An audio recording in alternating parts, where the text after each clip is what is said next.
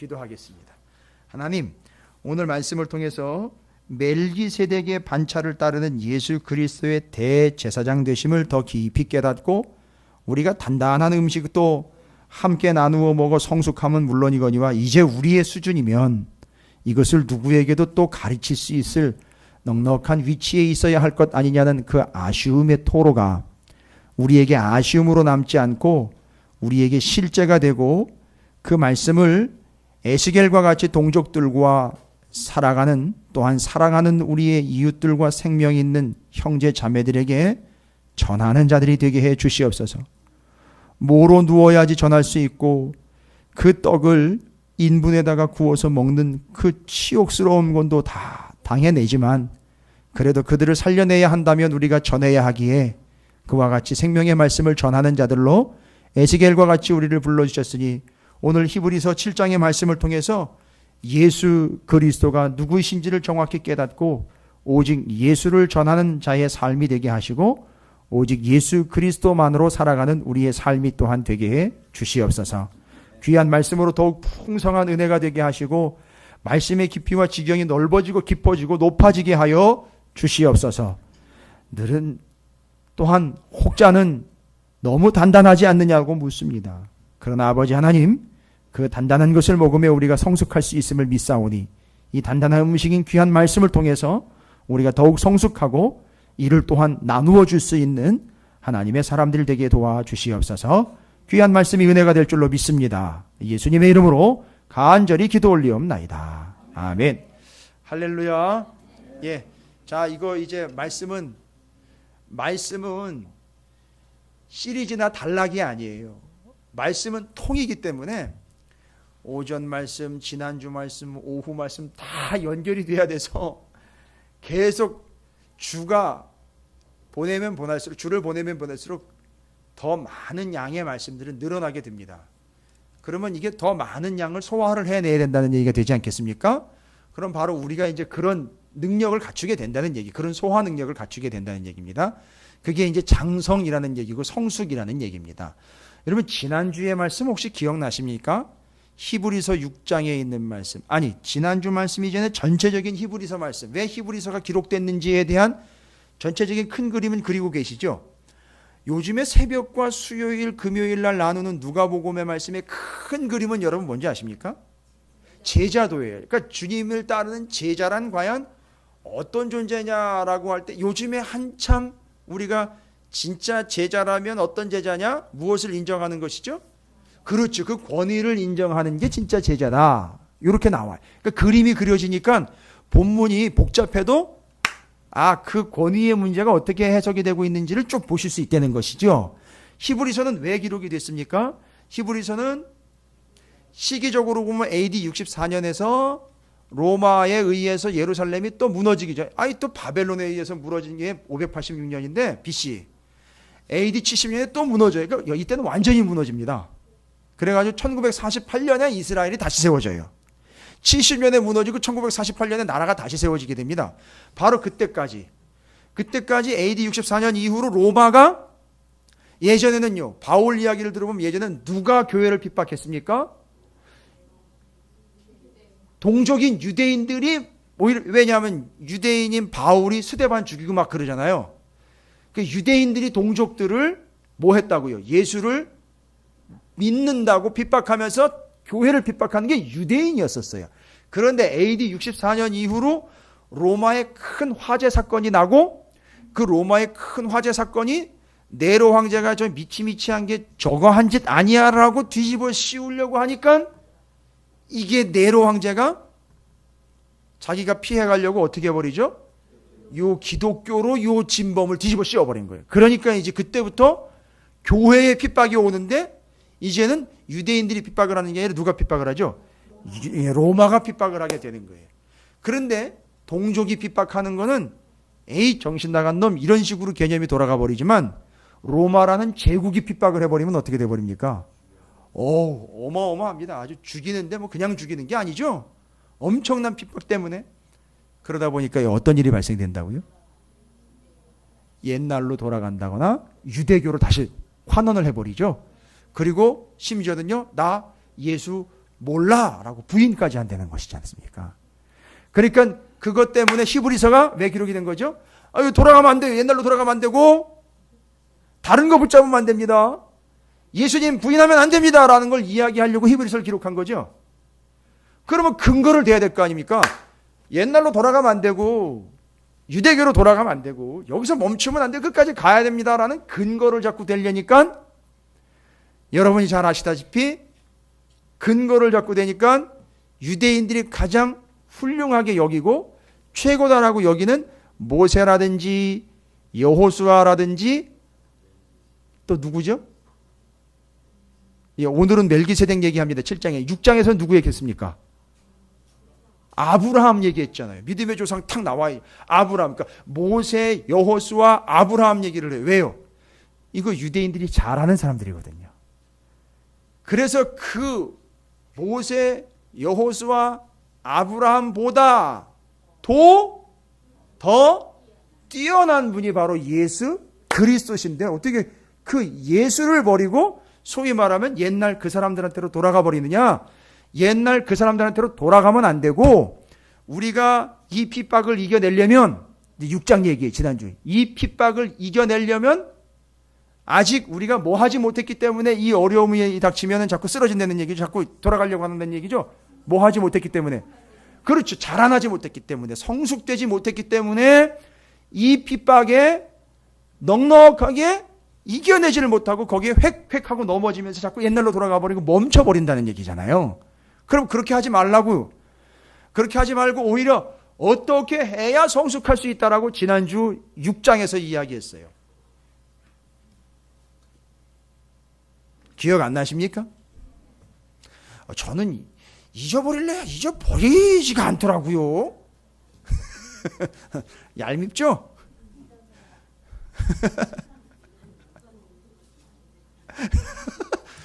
지금 우리 그 성도님들 사이에서 대립된 의견이 나왔습니다. 한 분은 잊어버려야 된다 그러고 한 분은 목사님 잊어버리면 안 되죠. 이렇게 얘기가 나왔습니다. 옳고 그름의 문제는 아닙니다. 자, 그냥 이게 농담이었으니까 이제 여러분께서 그렇게 받아주신 건데 히브리서 6장에서는 자꾸 옛날로 그러니까 조그만 어려운 일이 있고 너무 극심한 고통이 있으니까 믿음 버리고 유대교로 돌아가거나 옛날로 돌아가는 이유가 있다. 뭐 하지 못했기 때문이다? 성숙하지 못했기. 여러분 이건 그냥 기본적인 얘기를 드리는 게 아니라 성경에 남아있는 걸 얘기 드리는 거예요. 6장에서 정리한 거예요. 성숙하지 못했기 때문에 옛날로 돌아가 버리고 자꾸 멈춰버리고 스탑이 된다. 자꾸 잘 가다가도 스탑이 된다. 자, 그러면 이걸 스탑되지 않고 돌아가 버리지 않고 쭉 계속 잘 나갈 수 있도록 성숙하기 위해서 6장에서는 어떤 조언을 하고 있죠? 뭐 하라고 조언을 했어요? 성숙하려면. 그렇죠. 그렇게 가기 위해서 성숙해야 되는데 하나의 팁을 줬어요. 방법을 하나를 구체적으로 제시를 해줬어요. 누구 얘기하면서요? 그렇죠. 아브라함 얘기하면서 어떻게 해야 우리가 성숙할 수 있다라고 얘기했느냐 하면 그 믿음의 선진들을 그렇지요. 맞습니다. 본받음으로 우리가 성숙할 수 있다. 그러면 성숙하면 지금 말씀하신 것처럼 어떤 어려움이 있어도 쭉 갈 수 있다. 그런데 아브라함의 특징이 뭐냐? 우리 아브라함을 뭘 본받아야 됩니까? 아니 당연한 건데 그거는 타이틀인데 이 사람이 믿음이 어떤 믿음이었는지 구체적으로 설명했잖아요. 지난주에. 그렇죠. 소망의 믿음이었죠. 그럼 여러분 또 짜증나게 해드리려고 하는 게 아니라 소망이 뭔지를 또 이야기하잖아요. 여러분 희망과 소망을 제가 차이를 말씀드렸잖아요. 희망은 근거 없는 낙관이잖아요. 그러나 소망은 분명히 근거가 있는 낙관이에요. 그러니까 우리는 희망의 교회가 아니에요. 소망의 교회예요. 우리 기독교는 희망의 종교가 아니에요. 소망의 종교예요. 됐습니까? 근데 이 소망이라는 게 뭐냐? 풀었어요. 지난주에 설명이 이미 나와 있어요. 아브라함 얘기를 통해서 그 소망이 뭐냐?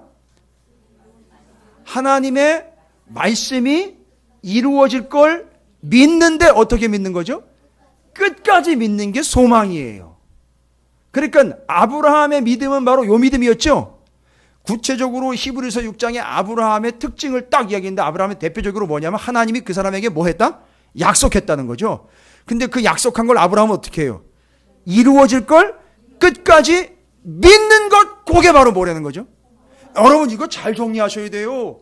교회를 수십 년을 다녀도 소망이 뭔지조차 몰라요. 소망이는 이웃집 개 이름 이렇게 그냥 기록을 해버린단 말이에요. 아유 큰일 납니다. 성경에 소망은요 분명히 기록되어 있어요. 아브라함의 예를 들어가지고 아예 소망을 확실하게 정리를 끝냈습니다.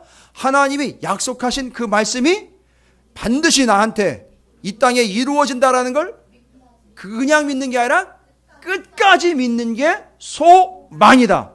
그러니까 이걸 뭐 하라는 거죠? 본받으라는 거죠. 그래야 우리가 어떻게 할 수 있다? 성숙할 수 있다. 할렐루야. 어렵습니까? 아니 지난주 것도 이렇게 어려워하시면 다음 주 건 어떻게 하실 거예요? 그러나 어렵지 않고 정리는 명쾌하시죠. 왜 자꾸 옛날로 돌아가고 중도에 하차하고 자꾸 넘어지냐 쓰러지냐? 신앙생활을 오래 했는데도 신앙생활을 오래 한 거는 상관이 없어요. 뭐 해야 되냐면 성숙해서 어른이 돼야 되는데 단단한 거 먹을 수 있게 어른이 돼야 되는데 아직 어른이 되지 못한 까닭이다. 그럼 어른이 되려면 히브리서 6장에서는 조언을 한 가지 합니다.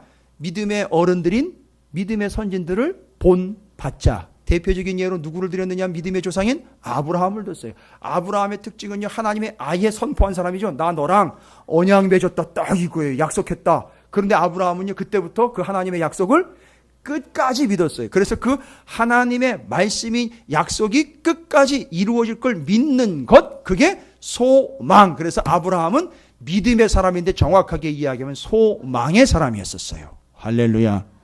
그런데 그 소망이 뭐냐라고 두 가지로 설명을 했어요. 소망이 무엇과 같다 그랬죠? 소망이 영혼에게 있어서 뭐와 같다? 닷과 같다. 닷이 뭐라 그랬습니까? 돛이 아니라 닷. 닷의 크기를 보면 뭘 크기를 짐작할 수 있습니까? 그렇지요. 그러니까 소망이 큰 사람이 바로 진짜 큰 사람인 거예요. 이해가 되십니까? 돈이 많은 사람이 큰 사람이 아니고요. 신앙생활을 오래 한 사람이 큰 사람이 아니고요. 낯이 큰 사람이 큰 배인 것처럼 그 소망이 큰 사람이 큰 사람이에요. 그런데 그 소망이 바로 영혼의 뭐와 같다냐면 닷과 같다 그랬어요. 닷의 효능은 뭐죠? 풍랑이 이고 바람이 불 때 배가 어떻게 하도록? 그냥 흔들리는 정도가 아니죠. 막 흔들리다 보면 어떻게 됩니까? 결국은 침몰, 그렇죠. 가라앉게 되고 이게 닻이 내려지지 않으면 만약에 바다에 있었다면 어떻게 될까요? 침몰. 자, 침몰 안 하고 간신히 침몰을 면했다면 어떻게 될까요? 엉뚱한 데 가 있겠죠. 그렇죠? 그러니까 이 소망이 우리에게 뭐와 같다? 닷과 같다. 그래서 하나님의 약속이 이루어질 걸 믿는, 끝까지 믿는 소망이 있는 사람들은 절대 어려워도 흔들리지 않는다. 파괴되지 않는다. 침몰하지 않는다. 할렐루야.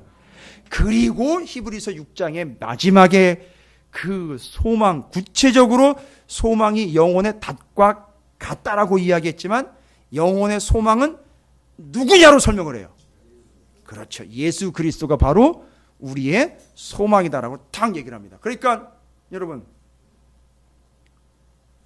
영혼의 닻이 소망이에요. 궁극적 소망이 예수입니다. 그러면 어떤 결론이 가능할까요? 예수가 곧 뭐와 같다는 게 나오죠? 이 국어 시간입니까? 영혼의 닷과 같은 게 소망이에요. 그렇죠? 그런데 그 소망이 누구냐라고 정답을 탁 물어보니까 바로 예수다. 그러니까 예수는 비유적으로 뭐와 같다라고 이야기할 수 있어요. 예수는 소망이지 소망과 같은 게 아니잖아요. 그러나 뭐와 같다? 그렇죠. 닷과 같다. 영혼의 닷과 같다. 그러니까 예수를 붙잡고 있으면 뭐 하지 않는다? 흔들리지 않는다. 떠나가지 않는다. 떠내려가지 않는다. 흘러가지 않는다. 표류하지 않는다. 예수를 붙잡고 있으면 절대 뭐 하지 않는다? 그렇죠. 가라앉지 않는다. 있을 수 있다. 할렐루야. 떠 있을 수 있다. 요즘 우리가 계속 얘기하는 거지. 떠 있는 거. 그래서 여러분, 모세라는 이름의 뜻이 뭐래요? 건져낸 자. 어떻게 된 거예요? 건져서 들어? 이게 그런 개념으로 다 연결이 되고 있는 거예요, 지금. 제가 지금 이 모세 이야기, 그 건져낸 자라는 이야기를 드릴 때에 에스겔 이야기에 건져내고 담당하고 막 들어올리고 홍수에 노아의 홍수, 이게 노아의 방주 올라오는 이야기가 다 연결되면서 여러분은 뭐 그런 거에 그런 반응을 보이는가 이럴 수. 제가 등골이 아주 오싹해집니다. 오늘 닭을 먹어서 그런지 닭살이 쫙 돋아요.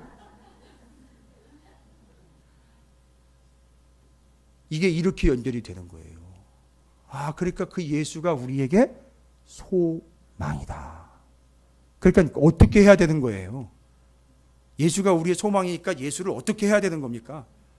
그렇죠. 잡는데 끝까지 잡아야 돼요. 그런데 이 사람들은 핍박이 오니까 어떻게 했어요? 다 돌아가 버리려고 하고 지금 여기저기로 막 표류하고 있는 닻이 끊어진 배의 신세가 막 돼버렸다는 얘기죠. 그러니까 그 예수를 절대 놓아서는 안 된다. 이게 아브라함의 이야기를 통해서 이야기한 거예요. 그러면 이게 충분히 이해가 돼야 오늘 말씀이 이해가 돼요. 그 아브라함이 완벽한 믿음의 본이었잖아요. 그죠? 그래서 그거 본받아야 되는 샘플로 확실히 얘기했잖아요. 믿음의 조상. 그런데 오늘 보세요. 오늘은 아브라함을 얘기하려고 하는 게 아니라 유대인들이 잘 알고 있는, 그러나 신경 쓰지 않으면 그냥 모르고 넘어갈 수 있는 인물 하나. 누구죠? 멜기세덱이라는 사람. 이 사람은 창세기에 나오는 사람이잖아요. 아브라함과 같이 등장한 사람 성경에 한 2번 정도밖에 안 나와요. 많이 안 나옵니다. 그런데 멜기세덱이, 반드시 멜기세덱이 나올 땐 누가 나오느냐 하면 아브라함이 나와요. 근데 아브라함은 우리가 정리 끝냈잖아요. 어떤 사람이죠? 하나님의 약속이 이루어질 걸 끝까지 믿는 소망을 가진 대표적인 사람이란 말이죠. 그런데 멜기세덱과 만났어요. 그런데 멜기세덱은 아브라함의 조상은 아니에요. 다른 민족이에요. 혈통으로 보면. 그런데 아브라함이 멜기세덱이라는 사람을 만났습니다. 그런데 이 멜기세덱을 어떻게 정리를 하느냐? 잘 보시면 오늘 말씀에 멜기세덱은 7장 1절에 살렘의 왕이요 지극히 높으신, 그렇지, 아브라함의 직계조상은 아니지만 하나님의 뭐래요? 그러니까 이 멜기세덱도 역시 누구를 섬기고 있는 사람이었죠? 하나님이요. 그러면 하나님의 제사장이라는 이야기는 멜기세덱 말고도 제사장이 왜 필요합니까? 그러니까 제사를 드리는 사람들이 있었다는 얘기잖아요. 그렇죠? 누구한테 와서요? 멜기세덱한테 와가지고 하나님께 제사를 드리는 사람이 있었다는 얘기는 이 당시에 누구 말고도요?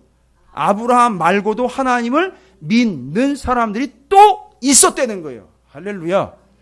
이래서 이제 창세기 얘기가 복잡하지 않게 해결이 돼요. 바로 가인과 아벨 이야기에 아담과 하와 이야기에서 그 사람들만 있었던 게 아닌 그 후손으로 이제 시간이 오랜 뒤에 많은 사람들이 하나님을 믿고 있었다라는 이야기가 증명이 되는 거죠. 됐습니까? 예. 그런데 그 아브라함이 멜기세덱을 만나서 중요한 일이 증명이 돼 버립니다.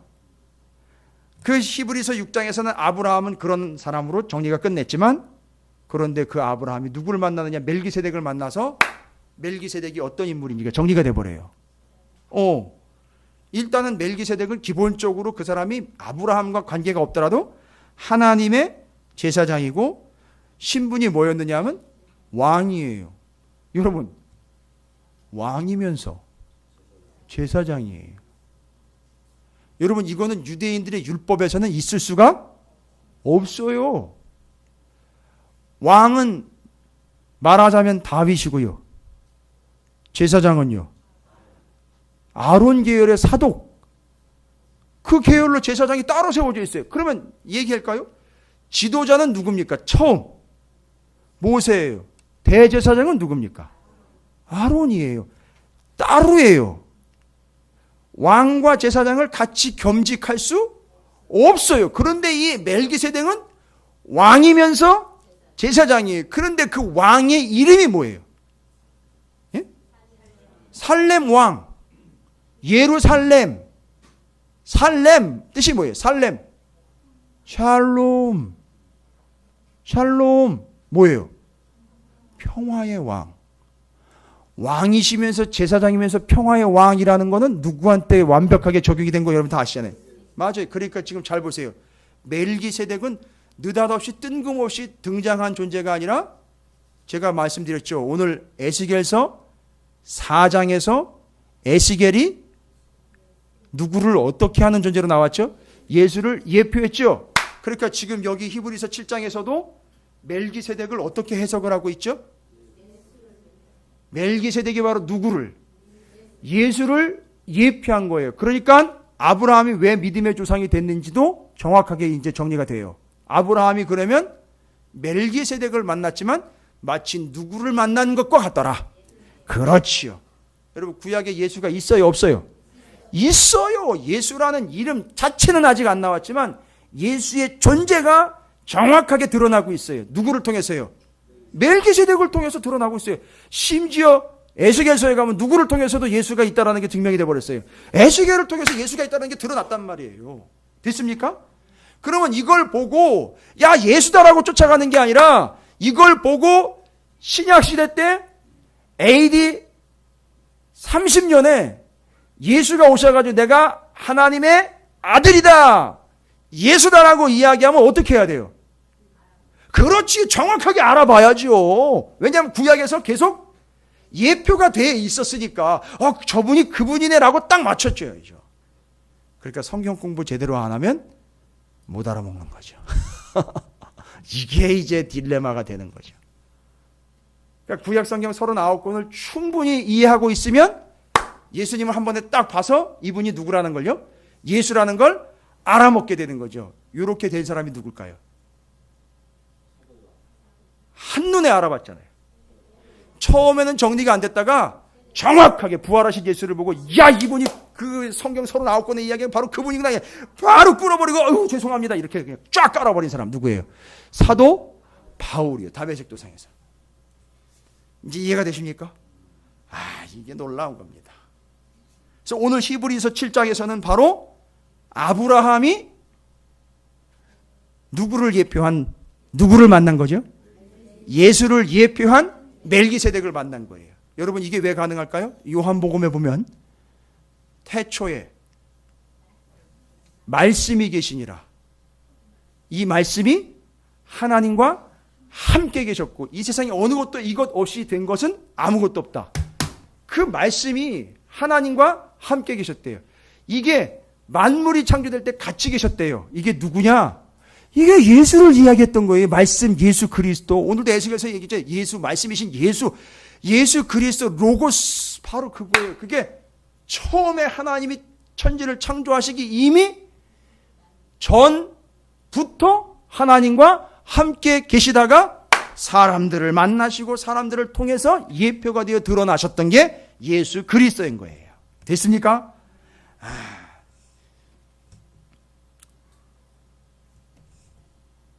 처음 들어보십니까? 이게 상당히 중요한 얘기입니다. 여러분이 이거 한번 인생에서 정리하시고 가셔야죠. 이 중요한 이야기. 그런데 믿음의 조상인 아브라함이요. 유대인들의 믿음의 조상인 아브라함이 그 멜기세덱을 만나가지고 뭐 하는지 보십시오. 1절 뒷부분에 여러 왕을 쳐서 죽이고 돌아오는 아브라함을 만났는데 멜기세덱이 뭐해요? 아브라함한테 뭐해요? 복을 빌어줍니다. 여러분 이거 뒤에 나가면 7절엔 논란의 여지 없이 뭐예요? 낮은 자가 높은 자에게서 축복을 받느니라. 여러분 이거 지금 무슨 문제입니까?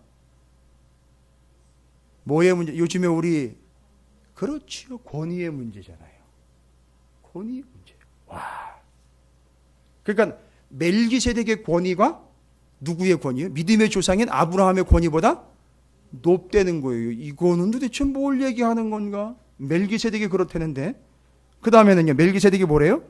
심지어 2절에 아브라함이 모든 것의 10분의 1을 그에게 주었다라고 해요. 11조를 갖다 바친 게 돼버리는 거잖아요. 여러분 11조를 받을 수 있는 권한은 누구한테 있느냐 하면 구약의 율법을 보면 제사장이, 왜냐하면 출애굽기에 보면 성막 짓기 전에 모세를 불러 올리셔서 하나님이 모세한테 명령하시고 말씀하실 때 제사장들이 백성들에게 뭐 받아라?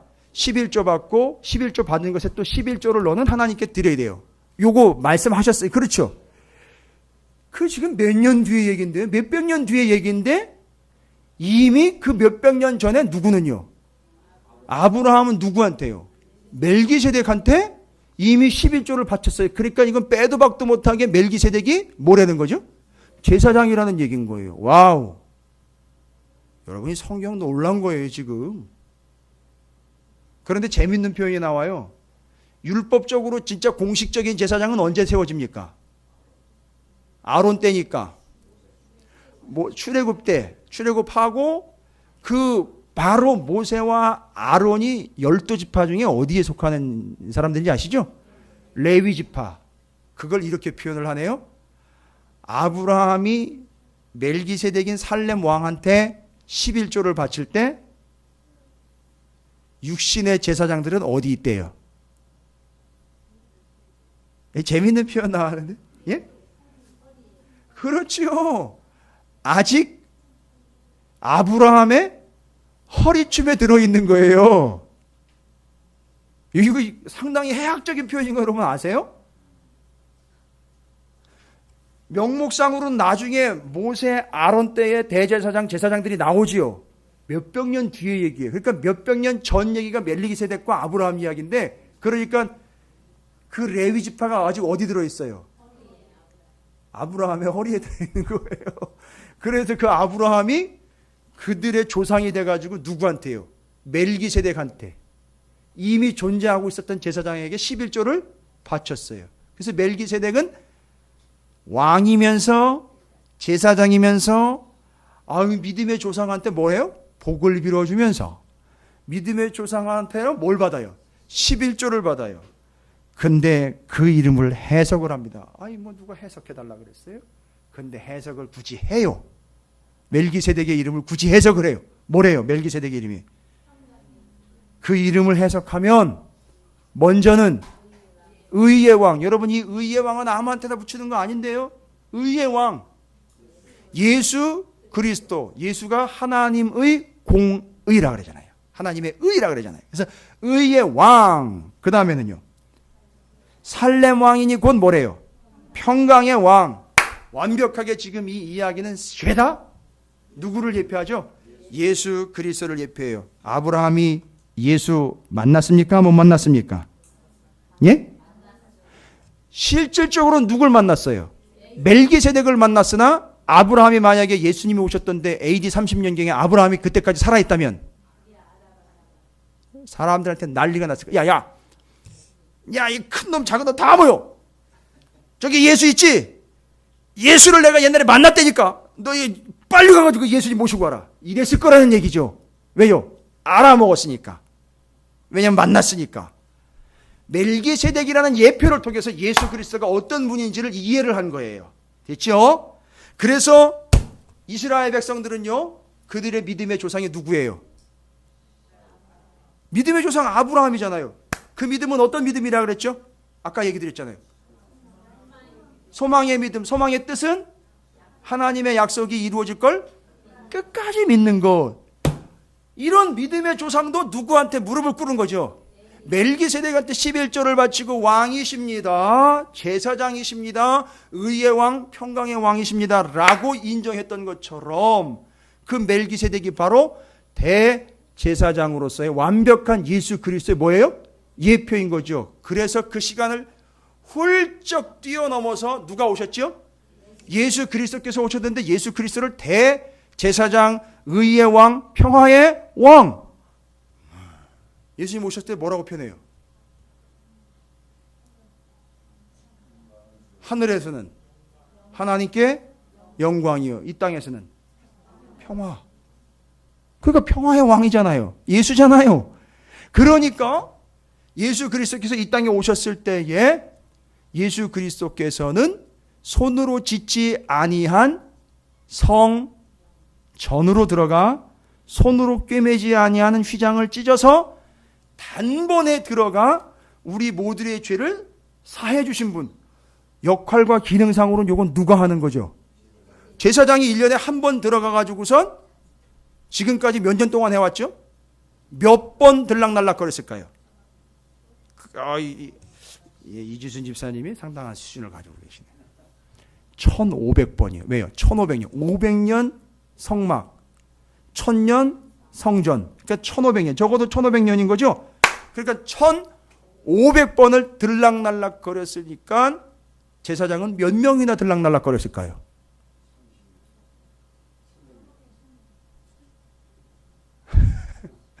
한 30년씩만 잡자고요.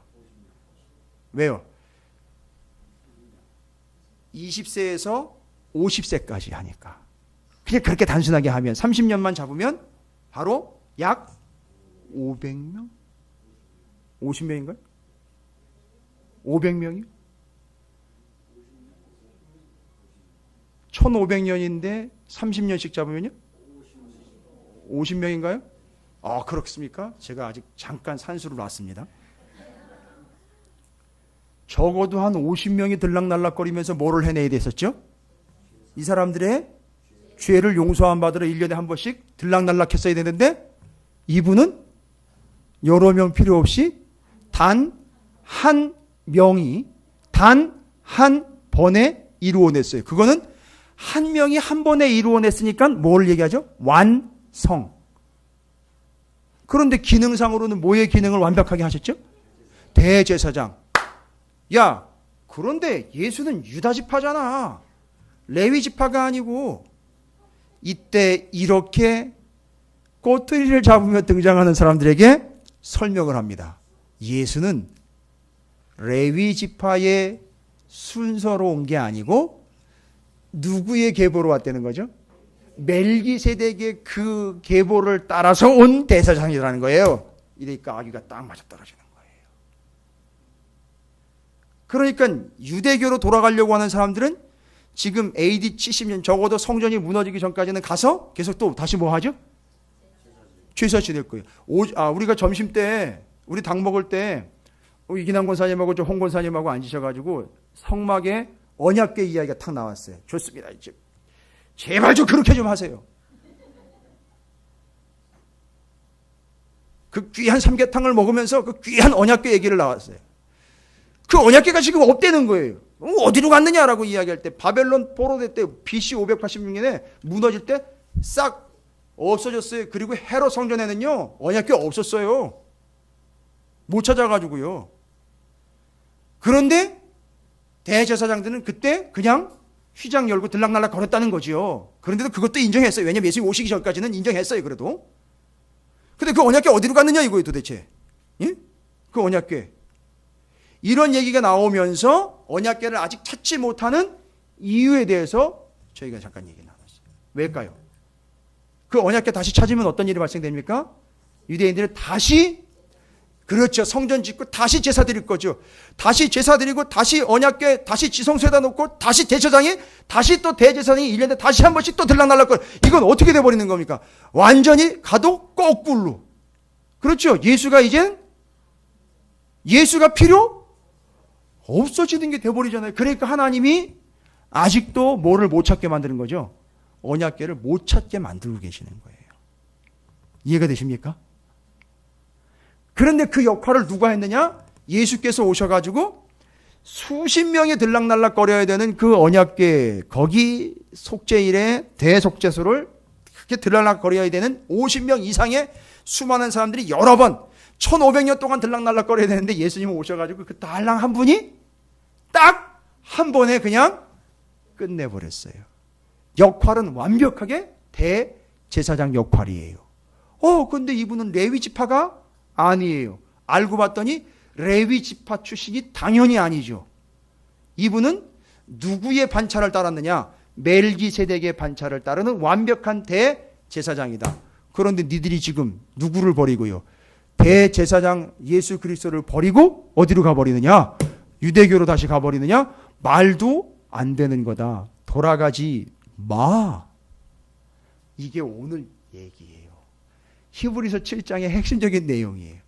그래서 이제는 율법적이고 역사적인 그런 레위인들의 반차에서 나온 그 제사장을 따라가는 게 아니라 멜기세덱의 반차를 따라온 예수 그리스도만을 붙잡고 그분을 따르는 삶이 진정으로 구원이고 생명이라는 삶, 절대 예수를 놓아서는 안 된다, 떠나서는 안 된다, 버려서는 안 된다, 멈춰서는 안 된다라는 걸 멜기세덱의 이야기를 통해서 완벽하게 예수가 대제사장인 것을 증명을 해내는 거죠.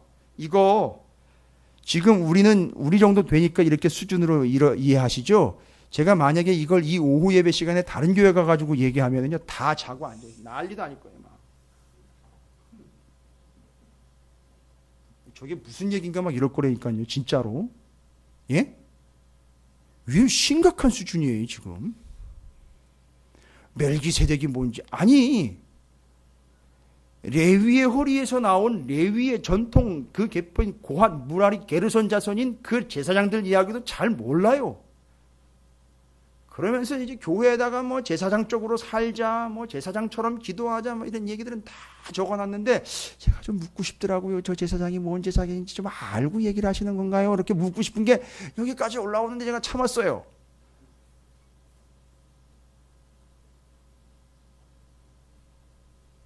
그런데 제가 왜 이런 설명을 드리느냐 하면 이 설명을 지금 여러분들은 성경을 그래도 꾸준히 우리가 같이 지금 연구하면서 하니까 아, 이게 그런 얘기구나 이렇게 받아들이시는데 여러분 이거 상당히 수준 높은 이야기예요. 누구나 알아들을 수 있는 거냐 하면 이 당시로 이야기하면 진짜 누구들만 알아들을 수 있는 거죠? 유대인들만 알아들을 수 있는 얘기예요.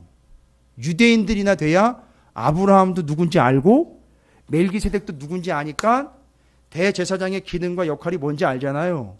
여러분 기왕에 얘기가 나왔으니까 대제사장의 직무와 권한에 대해서 여러분 제가 몇 번 말씀드렸는데 대제사장 권한, 예? 귀중한 사명 권한이 있잖아요. 뭐지요? 그렇죠, 맞습니다. 정확하게 이야기하면 대제사장이 사면하는 건 아니죠. 누가 사면을 해주시죠? 하나님이 사면을 해주시는데 그 사면을 청구할 수 있는 청구권이 누구한테 있어요? 대제사장한테 있어요. 정확하게 정리하셔야 돼요. 이스라엘 백성들의 죄를 사해달라고 청구할 수 있는 사면 청구권이 있어요. 그 다음에 뭐가 있습니까? 생각나시는 대로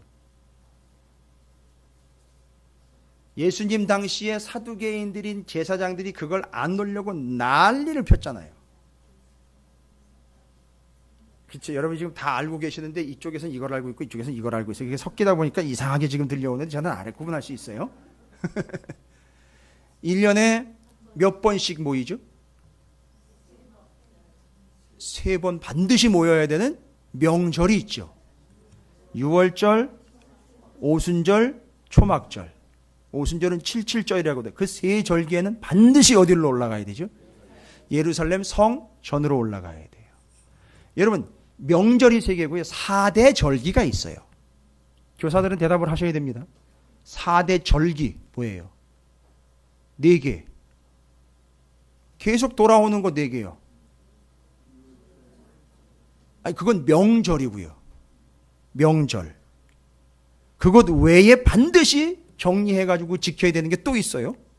4개의 절기가 있고 3개의 명절은 그 6월절, 오순절, 초막절은 명절. 이걸 잘 정리를 해놓으시라고요. 3개는 뭐라고요? 명절. 우리 추석, 설날 있는 것처럼 명절. 그 다음에 절기로는 늘 돌아오는. 그렇죠. 제일 중요한 것, 그렇죠. 안식일. 그 다음에 안식. 그럼 안식일은 며칠 만에? 7일 만에. 안식년은 얼마 만에?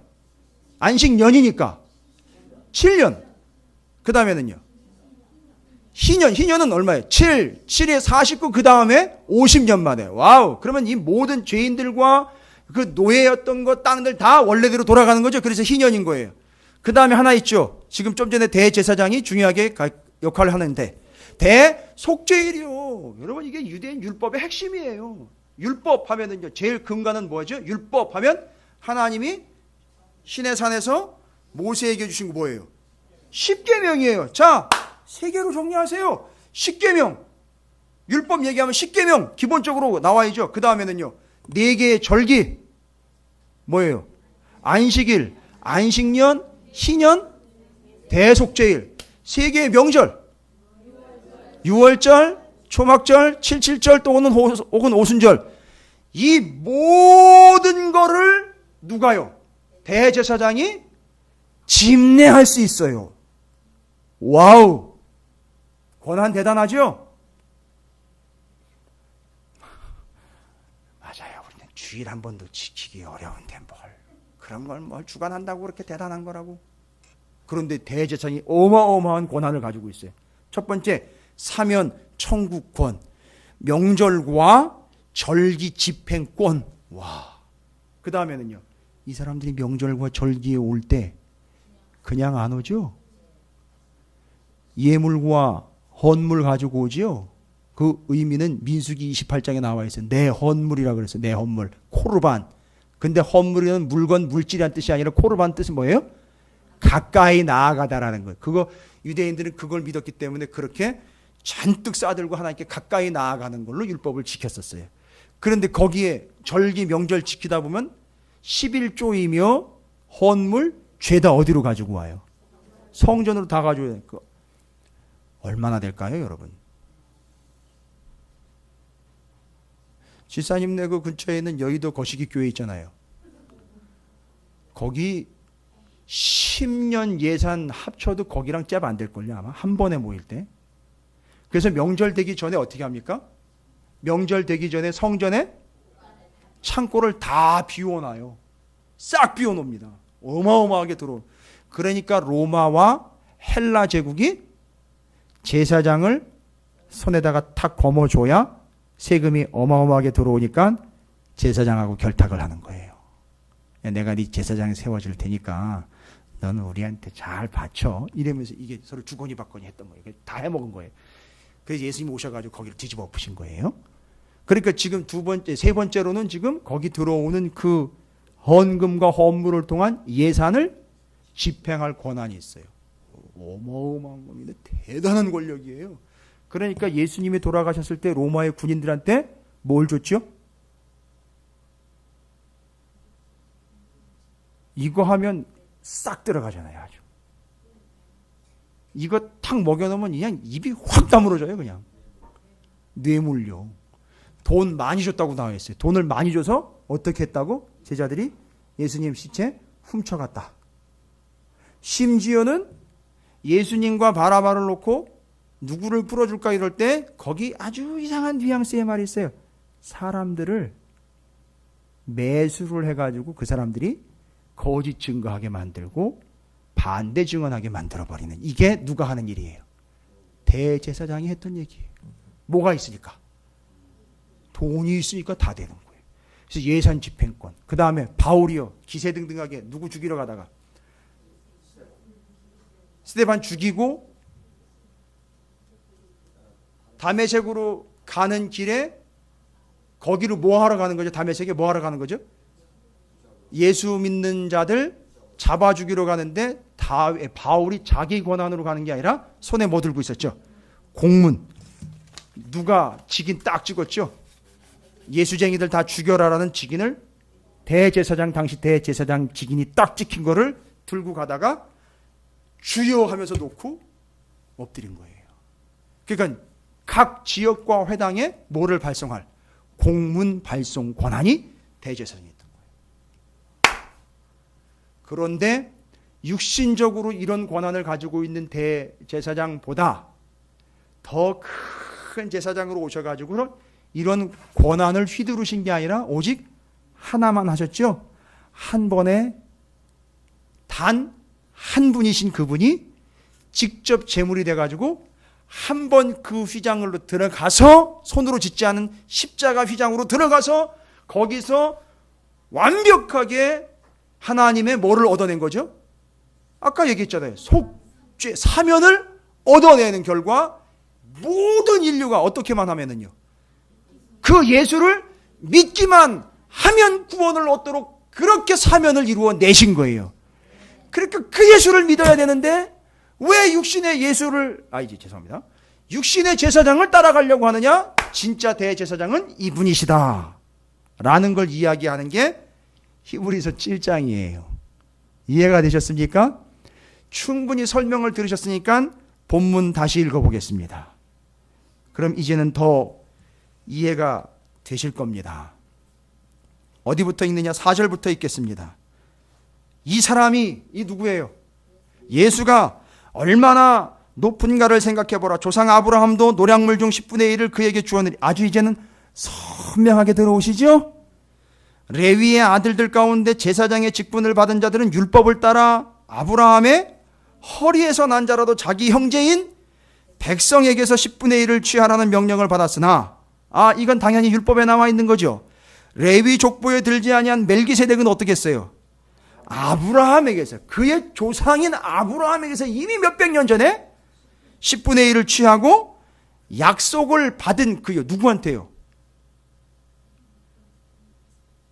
약속을 받은 그는 누구예요? 아브라함이요. 누구한테요? 봐. 하나님한테 약속받은 그를 위하여 심지어는요, 복을 빌어줬어요. 됐습니까? 그러니까 지금 하나님이 한 번 손 대셨는데 거기다가 객치를 한 거예요. 누가요? 멜기세덱이요. 그만한 권한을 주셨다는 얘기잖아요, 하나님이. 그렇죠? 대단한 겁니다, 여러분. 멜기세덱 지금 잔뜩 띄우고 있죠? 왜 멜기세덱을 잔뜩 띄우고 있는지 아시겠죠? 나중에 누구로 연결하려고 그러는 거죠? 그렇죠. 예수로 연결하려는 거죠. 7절이에요. 저는 이 표현이 아주 명쾌, 통쾌, 상쾌해요. 뭐예요? 논란의 여지 없이. 논란의 여지 없이. 뭐가 옳고 뭐가 그러냐, 따질 필요 없이. 무조건이죠. 낮은 자가 뭐예요? 높은 자에게서 축복을 받느니라. 여러분, 권위 문제라고 그랬죠? 여러분, 권위는 제가 말씀드렸지만 오해하면 안 되니까 높고 낮음을 이야기하는, 여기서 지금 높고 낮음을 이야기하는 게 아니라 이 권위가 무엇이기 때문에 높고 낮음이 지금 결정된 거죠? 권위가 어디로부터 왔기 때문에? 하늘로부터 왔기 때문에 높다라는 표현을 쓴 거예요. 우리끼리 네가 높네 내가 높네 이런 거 싸우는 거 말고요. 됐습니까? 그래서 높은 자에게서 축복을 받느니라. 그러니까 지금 이 축복권이 멜기세덱에게 왔는데 그 멜기세덱의 축복권이 어디로부터 왔다는 거예요? 하늘로부터 왔다는 거예요. 다 이해가 되시죠? 그래서 아브라함을 직접 높은 자로서 축복할 수 있었어요. 멜기세덱이 높은 게 아니라 하나님의 축복권이 멜기세덱에 왔고 멜기세덱은 축복할 수 있었던 거예요. 또 여기는 어디예요? 이 땅에서는요, 율법 시대 때에는 죽을 자들이 10분의 1을 받으나, 죽을 자들이 10분의 1을 받아요. 누구예요?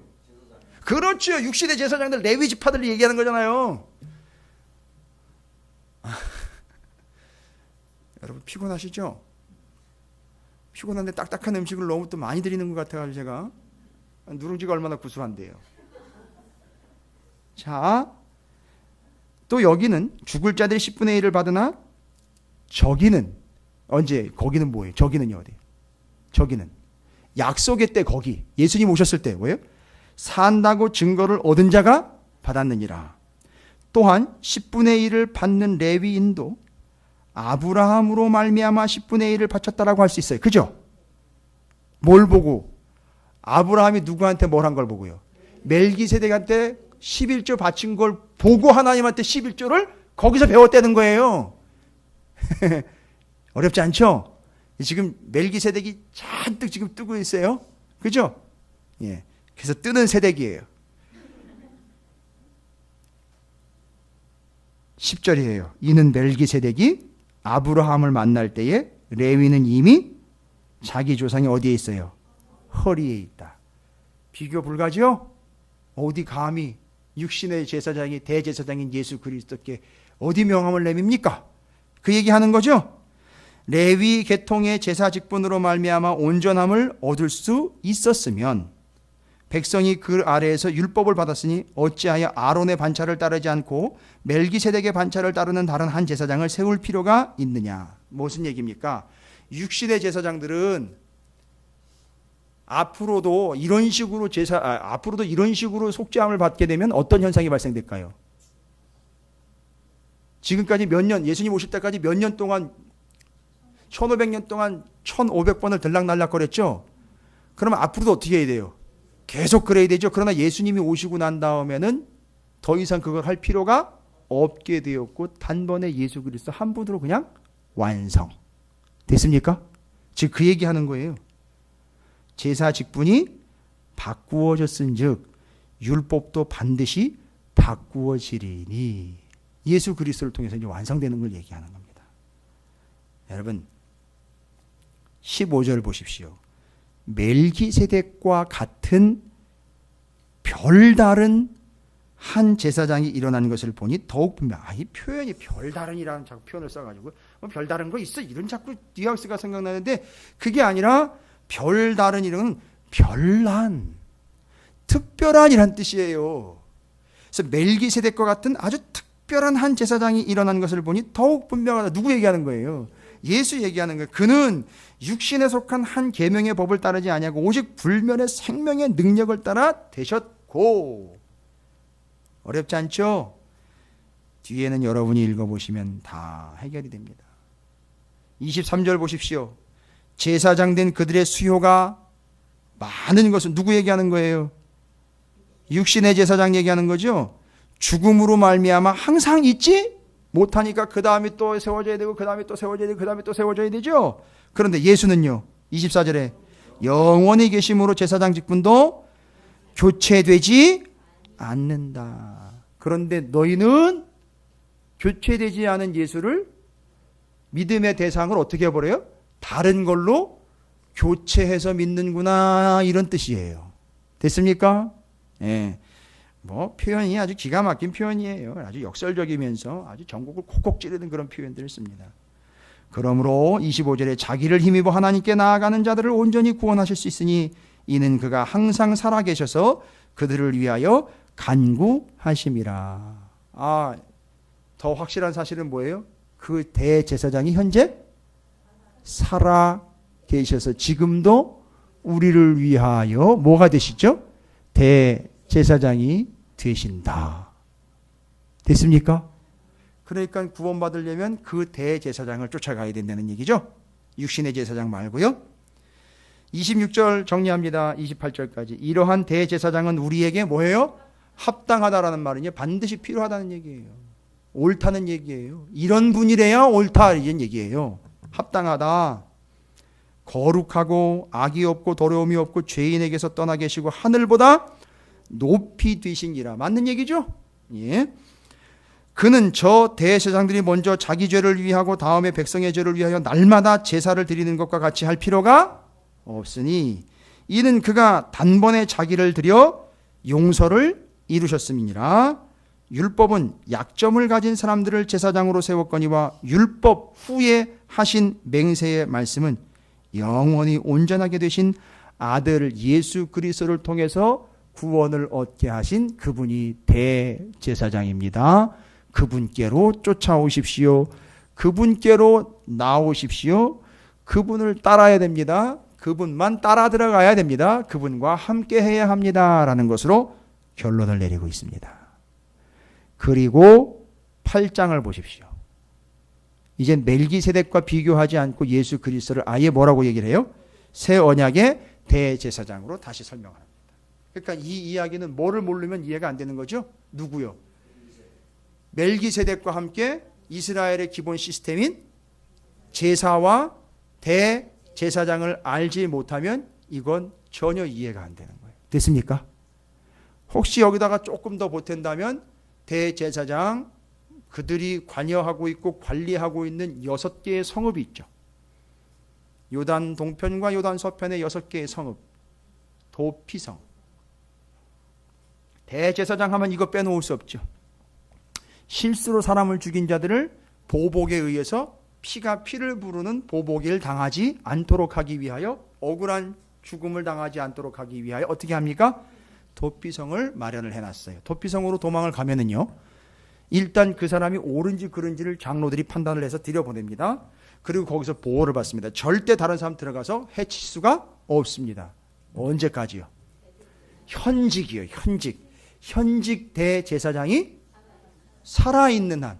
그런데 중요한 포인트는 뭐죠? 그 현직 대제사장이 뭐 하면은요, 죽으면 그 죽음의 값을 치루어서 그 사람의 죄값과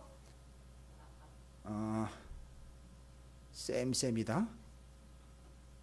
그냥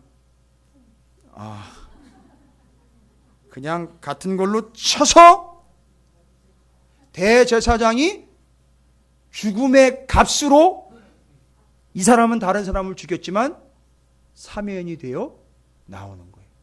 이 구조가 딱 예수의 구조 아니에요.